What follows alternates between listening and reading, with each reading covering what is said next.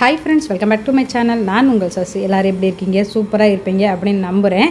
இன்றைக்கி ஒரு விலாக் தான் பார்க்க போகிறோம். இது பார்த்திங்கன்னா சனிக்கிழமை அன்னைக்கு எடுத்த விலாக், அதாவது போன வாரம் சனிக்கிழமை அன்னைக்கு எடுத்த விலாக் தான். காலையில் எப்பவும் போல் லஞ்சு தான் நான் ரெடி பண்ணிக்கிட்டு இருக்கேன். இன்றைக்கி ஊர்லேருந்து எங்கள் அம்மா, அக்கா, தங்கச்சி எல்லாருமே வர்றேன்னு சொல்லியிருந்தாங்க. இந்த மாதிரி எல்லோரும் சேர்ந்து வந்ததுங்கிறது பார்த்தா எனக்கு கல்யாணம் ஆகி 20 வருஷம் ஆகுது. இந்த 20 வருஷத்தில் இது 2வது டைம் தான் நினைக்கிறேன். ஒரு 6 வருஷத்துக்கு முன்னாடி 6-7 வருஷத்துக்கு முன்னாடி ஒரு டைம் வந்திருந்தாங்க. அதுக்கப்புறம் இப்போ தான் எல்லாருமே சேர்ந்து வராங்க. மோஸ்ட்லி என்னை பார்க்க வரணும், அப்போ இல்லை பேரம்பேத்திகளெல்லாம் பார்க்க வரணும் அப்படின்னா எங்கள் அம்மா அப்பா காலையில் கிளம்பி அங்கேருந்து வந்தாங்கன்னா மத்தியானம் 12-12:30 தான் இங்கே வீட்டுக்கு வருவாங்க. வந்ததுக்கப்புறம் லஞ்சு சாப்பிடுவாங்க, கொஞ்சம் நேரம் பசங்களோட இருப்பாங்க. அப்புறம் ஈவினிங் ஒரு 4:30க்கெலாம் கிளம்பிடுவாங்க. ஏன்னா அவ்வளோ அதுக்கு மேலே எங்கள் வீட்டில் இருக்க மாட்டாங்க. எங்கள் அம்மாவுமே ரொம்ப இருந்ததே கிடையாது. மோஸ்ட்லி பாப்பா பெரிய பொண்ணு ஆனப்பா எங்கள் அம்மா இருந்திருக்காங்க. அதோடு சரி. மற்றபடி எனக்கு டெலிவரி ஆன சமயத்தில் பாப்பாவுக்கும் எனக்கும் அம்மா போட்டிருந்தது. அந்த சமயத்தில் இருந்தாங்க. அதனால் அதிகம் எங்கள் அம்மா அப்பாவோ எங்கள் அக்கா தங்கச்சியோ தம்பிகளோ யாருமே இங்கே தங்கினது கிடையாது. ரொம்ப ரேர் தான். பார்க்க வந்தால் காலையில் ஈவினிங் கிளம்பிடுவாங்க. அப்படி தான் எல்லாருமே. சரி, எல்லோரும் வரேன்னு சொல்லியிருந்தாங்களே, மத்தியானம் லஞ்சு சேர்ந்த மாதிரி வச்சிடலாம் அப்படின்னு சொல்லிட்டு தான் நான் இன்றைக்கி உருண்டை குழம்பு தான் ரெடி பண்ணேன். ஊர்லேருந்து எல்லோரும் வர்றாங்கன்னு சொல்கிறீங்க, என்ன ஸ்பெஷலாக ஒன்றும் செய்யலையா, வெறும் உருண்டை குழம்பு வைக்கிறீங்க அப்படின்னு நினைக்கலாம். எங்கள் அம்மா சனிக்கிழமை சாப்பிட மாட்டாங்க. எங்கள் அம்மாவுக்காக ஒன்று, மற்றவங்களுக்காக ஒன்றும் இல்லாமல் எல்லாருக்குமே ஒன்றா சமைச்சிடலாம் அப்படின்னு சொல்லிட்டு நான் இன்றைக்கி உருண்டை குழம்பு முட்டைக்கோஸ் பொரியல் தான் பண்ணியிருந்தேன். காலையிலேயே சமைச்சிட்டோம்னாக்க வேலை முடிஞ்சிடும் அப்படிங்கிறதுனால அப்படியே காலையில் டிஃபனுக்கு தோசை ஊற்றிட்டேன். இன்றைக்கி லஞ்சு சூப்பராக எல்லாமே ரெடி பண்ணிட்டேன். உருண்டை குழம்பு, அதுக்கப்புறம் ரைஸ் வச்சாச்சு, தயிர் ரெடி பண்ணி வச்சுருக்கேன், முட்டைக்கோஸ் பொரியல் பண்ணியாச்சு. அந்த வடை மாவு கொஞ்சம் வச்சுருக்கேன். அது வந்தோடனே சூடாக போட்டு பசங்களுக்கு கொடுக்கலாம், சாப்பிட்லாம் அப்படின்னு சொல்லிட்டு அதை ரெடி பண்ணி வச்சுருக்கேன்.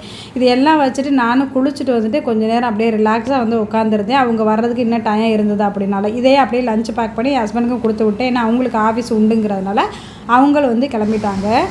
இப்போ அம்மா, தங்கச்சி, அக்கா எல்லாருமே பார்த்திங்கன்னா மதுரையிலேருந்து தான் வர்றாங்க. எல்லோரும் ஒரே இடத்துல இருந்து ஒன்றா சேர்ந்து தான் வர்றாங்க. நானும் வாசல் நின்று ரொம்ப நேரமாக பார்த்து போர் அடிச்சிச்சு. கொஞ்சம் நேரம் போய் உட்காரலாம் அப்படின்னு சொல்லிட்டு நான் வாசல், அதாவது கதவை திறந்து வச்சுட்டு உட்காந்துட்டேன். அப்புறம் கொஞ்சம் நேரத்துலேயே பார்த்திங்கன்னா எல்லாருமே வர ஆரம்பிச்சிட்டாங்க. என் தம்பி பையன் தான் முதல்ல என்ட்ரி ஆனது.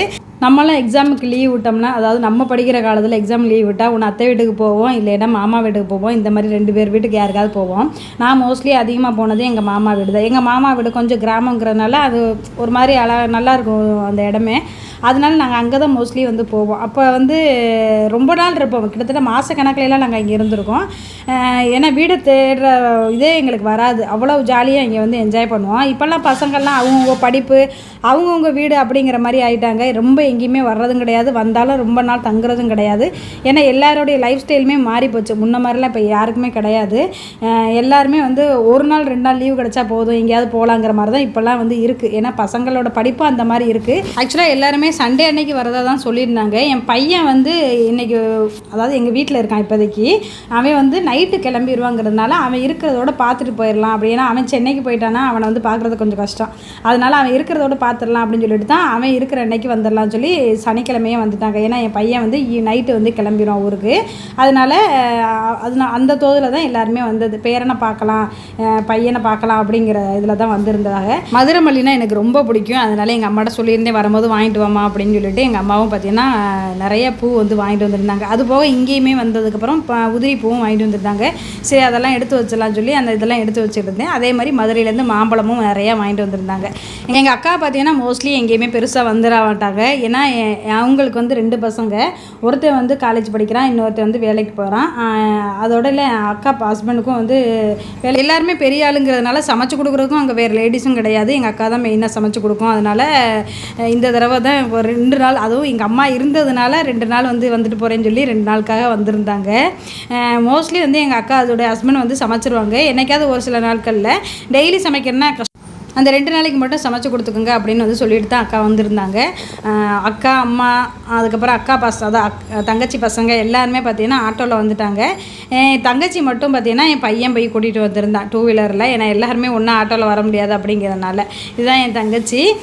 அந்த சோஃபாவில் உட்காந்துருக்காது எங்கள் அம்மா, கீழே உட்காந்துருக்காது எங்கள் அக்கா. இதெல்லாம் எங்கள் தங்கச்சி பசங்க. அந்த பையன் என் தம்பி பையன். இப்போ தம்பி பையனை எங்கள் அம்மா கூட்டிகிட்டு வந்திருந்தாங்க. அங்கேருந்து அப்படியே நேரம் இங்கே வந்தாச்சு. எல்லோரும் வந்ததுக்கப்புறம் ஜாலியாக கொஞ்சம் நேரம் பேசிக்கிட்டு இருந்தோம். எல்லோரும் சந்திச்சே ஒரு 6-7 மாதம் கிட்ட தான் ஆகுது. அதனால எல்லாருமே ஃபோனில் டெய்லி பேசுவோம். என்ன தான் ஃபோனில் பேசினாலும் நேரில் பார்க்குறப்ப ஒரு சந்தோஷம் வரும் இல்லையா? அந்த மாதிரி சந்தோஷம் தான் அன்றைக்கி வந்து இருந்தது. என் பையனும் பசங்கள்லாம் வந்திருந்தனால ரொம்ப சந்தோஷமாக இருந்தான் அன்றைக்கி. அவனுக்கு வந்து செமஸ்டர் நடக்கிறனால தான் ஊருக்கு போகிற மாதிரி இருக்குது. இல்லைன்னா அவன் வந்து இருந்துருவான். அவன் ரொம்ப வந்து பசங்களோடு இருக்கணும்னு அவனும் விரும்புவான். அதனால் எல்லாருமே உட்காந்து ரிலாக்ஸாக உட்காந்து இந்த வெயிலில் பஸ்ஸில் அலைகிறதுங்கிறது கஷ்டமான ஒரு விஷயந்தான். ஆனால் கரெக்டாக அவங்க வந்த டைம் பார்த்திங்கன்னா 1 மணிங்கிறது மதுரையிலேருந்து இங்கே வர்றதுக்கு 2 மணி நேரம் 2.5 மணி நேரம் கிட்ட ஆயிடுச்சு. நல்ல வெயிலில் தான் வந்திருந்தாங்க. அதனால் கொஞ்சம் நேரம் உட்கார வச்சுட்டு அதுக்கப்புறம் சாப்பாடை வந்து வச்சிடலாம் அப்படின்னு சொல்லிட்டு இன்றைக்கி வந்து அந்த வடை மாவு இருந்துச்சு இல்லையா, அதை மட்டும் சூடாக போடலாம்னு சொல்லி ஆளுக்கு ஒரு வேலையாக வந்து பார்த்துக்கிட்டு இருந்தோம். நான் வந்து வடை போட்டுக்கிட்டு இருந்தேன். என் தங்கச்சி வந்து முட்டை பொரியல் வந்து பண்ணலாம் அப்படின்னு சொல்லிட்டு, ஏன்னா பசங்களுக்கு கொஞ்சம் முட்டையாவது பொரிச்சு கொடுப்போம். என்வி தான் எதுவுமே வாங்கலை அப்படின்னு சொல்லிட்டு அவங்களுக்காக முட்டை பொரியலை வந்து பேசிக்கிட்டு இருந்ததுலேயே டைம் போனதே தெரில. மணி 1:45 ஆயிடுச்சு. சரி டக்குன்னு வந்து எல்லாமே ரெடி பண்ணிடலாம், பசங்களுக்கும் பசி வந்திருக்கும் அப்படின்னு சொல்லிட்டு எங்கள் அம்மா ஒரு பக்கம் வடையை போட்டுருந்தேன். நான் பசங்களுக்கு வந்து கொஞ்சம் சாப்பாடை வந்து போட்டுட்டு வந்துடலாம் அப்படின்னு சொல்லிட்டு எல்லாருக்குமே போட்டு தட்டில் வந்து கொடுத்துக்கிட்டு இருந்தேன். இதை வந்து ரெடி பண்ண அப்படியே கொஞ்சம் கொஞ்சமாக வச்சுக்கலாம் அப்படின்னு சொல்லிட்டு. ஏன்னா ரெண்டையுமே நம்ம ஒரு ஆளாக பார்க்க முடியாது. ஏன்னா எல்லாருமே ஒன்றா உட்காந்து சாப்பிடணுங்கிறதான் பிளான். ஒவ்வொரு ஆளுக்காக தனித்தனியாக போடுறத விட பெரும்பாலும் யார் சாப்பிட்டாலும் எல்லோரும் ஒன்றா உட்காந்து சாப்பிடும் போது அதில் கிடைக்கிற சந்தோஷமே வேறு. அதனால் வந்து நான் எங்கள் அம்மா அக்கா தங்கச்சி பசங்க எல்லாருக்குமே டோட்டலாக என் ஹஸ்பண்ட் மட்டும் காலையில் லஞ்சு கொடுத்து விட்டுட்டேன். எனக்கு வந்து இந்த மாதிரி யார் வந்தாலும் சரி, அதாவது என்னோடய நாத்தனார் சைடாக இருந்தாலும் சரி, எங்கள் அம்மா வீடு சைடாக இருந்தாலும் சரி, யார் வந்தாலுமே இந்த மாதிரி எல்லாருமே ஒன்றா உட்காந்து சாப்பிட்றதுங்கிறது எனக்கு ரொம்ப பிடிச்ச ஒரு விஷயம். முட்டை பொரியெல்லாம் பண்ணி கொண்டு வந்த மாம்பழத்தையும் அப்படியே கட் பண்ணி பசங்களுக்கும் வச்சு எல்லாருமே சாப்பிட்டு முடித்தோம்.